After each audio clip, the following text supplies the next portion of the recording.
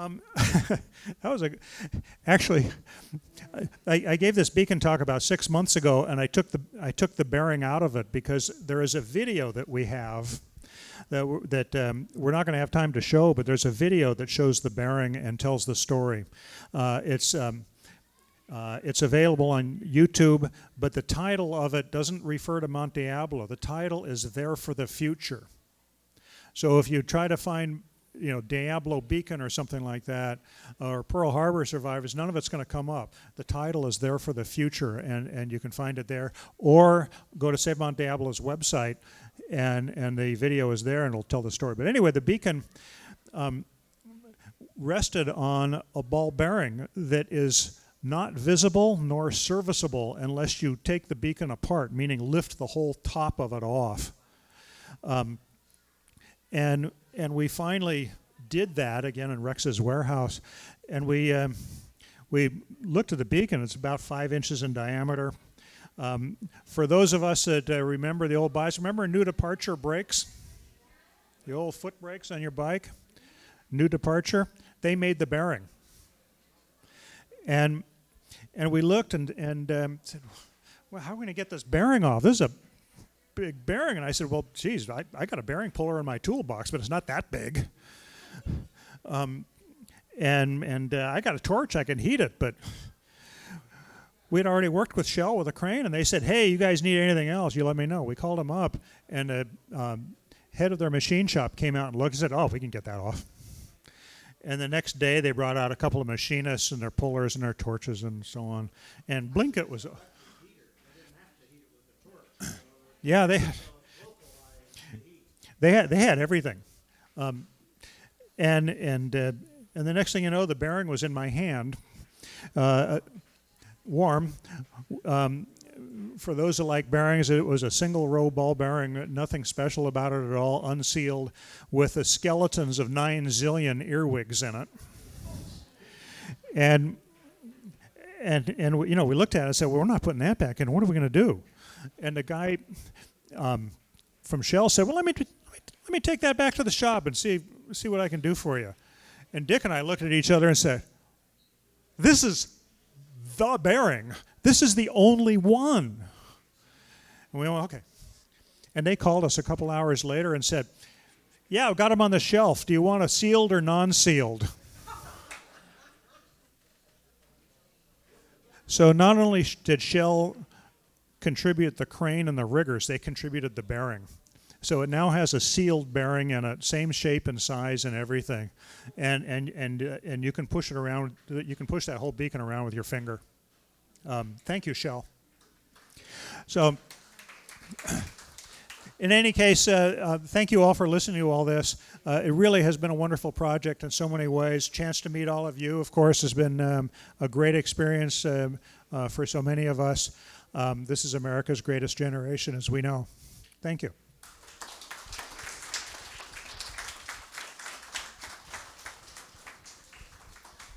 Just out of curiosity, John, how did you make your living in your younger days?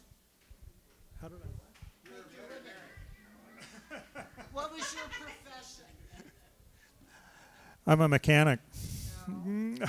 Yes, I am. I'm not buying it. I'm a veterinarian. I had my own practice in Danville for 25 years. Dick, what was your profession? I was a food processing engineer. I worked for Del Monte Foods in Shadelands in Walnut Creek. And from there, that office traveled around the world to some of the plants.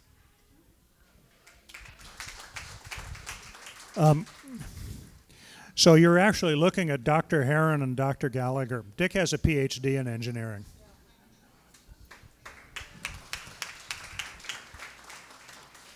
Again, as John touched on, when at that time the Contra Costa Times put the plea out, they had an article in the paper. People came from all over to assist in this restoration of the beacon. They wanted nothing in return. And why it was so important to them, They wanted this beacon restored while we still had Pearl Harbor survivors alive to see it. That was the importance of restoring the beacon. With that being said, I would like to thank my sister Eileen. She's the smart one. When we were told by the superintendent of parks that we would not be allowed to continue having our December 7th ceremony up on top of Mount Diablo due to legality purposes, she put the pen to the paper and she wrote an article in the Contra Costa Times. The first person to respond with a check from that article was now Congressman Mark DeSaulnier. Out of his own personal account, a check for $500 to cover. 2005. That was a lot more money than I had. Yeah. Yeah, I'm sure she saves. Yeah. See, she's the smart one. So anyway, a couple days later, her phone rings, and it's the superintendent of the parks, and he said, "Call off your dogs." And she was like, "I don't know what you're talking about." And he said, "My phone has been ringing constantly. Call off your dogs." That's when Save Mount Diablo jumped in and said, "You know, Kathleen, our anniversary for Save Mount Diablo is December 7th. How about if we co-sponsor your event, but we pull our insurance policy?" And that's how the relationship between Save Mount Diablo and the beacon lighting came to fruition. I thought it was very important, being in November for a chapter guest speakers, to come in. Almost everybody in the room will be there on December 7th to see the beacon lighting. But for me, it was important to let chapter members know the background, because I know every time I see your presentation, I learn something new. So again, this is the community coming together. They didn't want any notoriety. They didn't want any fanfare. They did it to honor our Pearl Harbor survivors. And also, Lesher, who used to own the Contra Costa Times, Steve Lesher, the son or grandson, pitched his plea to his board of directors, and correct me if I'm wrong, but didn't they match dollar for dollar the first $50,000 that was collected? The fundraising for this was an interesting project, because for anybody that's ever restored anything, you really don't know how much anything's going to cost. And we had this, Ron, our ED, said, Dick and I met, and he said, "Come on, you guys, I need a number." And we didn't really know. And at the time, one of the things that we were required to do was to hire a conservator, a historic artifact expert type. And we had just talked to a man who did that for his job, and he did what, in my mind, he did what contractors do when they really don't want the job. So he quoted us this outrageous number. 30. He quoted us $30,000, and for X number of hours, and if we overran his time, he would bill us at $250 an hour. But if we didn't spend all of his money, it was still $30,000. And he's a nice guy. I mean, he really seemed very knowledgeable and so forth. And Dick and I were just like, "Oh my God, what are we going to do?" And the crane's going to be $25,000, you know.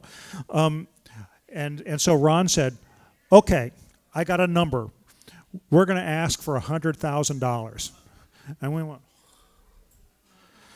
and and that was the number that went in the paper and so forth, that we needed $100,000 to restore this beacon. And then Shell came through. They contributed everything at no expense to save Mount Diablo at all. So that 25 grand went out the window. And we did not hire that particular conservator, hired a different firm who was also equally, in fact, more qualified than this fellow was. I don't remember what their bill was, but it was probably around $10,000. Oh, okay. And then anyway, with this $100,000 figure, the Dean and Margaret Lesher Foundation said, we'll contribute a matching grant of $50,000. Thank you to them. I still read the Contra Costa Times today. I still put Shell gas in my tank.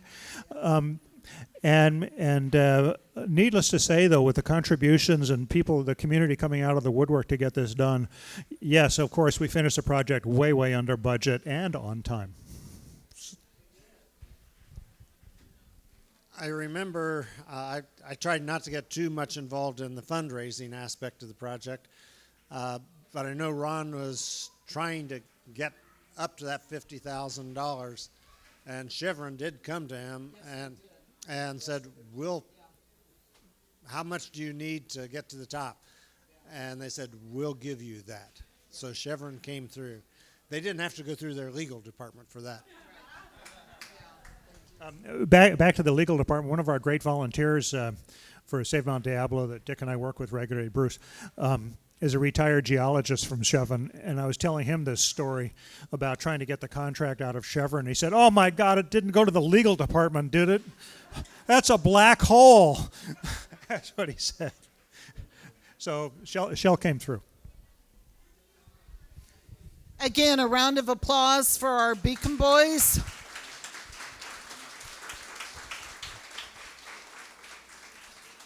And some you will see on December 7th at Cal State East Bay. Okay, so at this time, if there's no other questions, I'd like to pull the meeting into a regular meeting.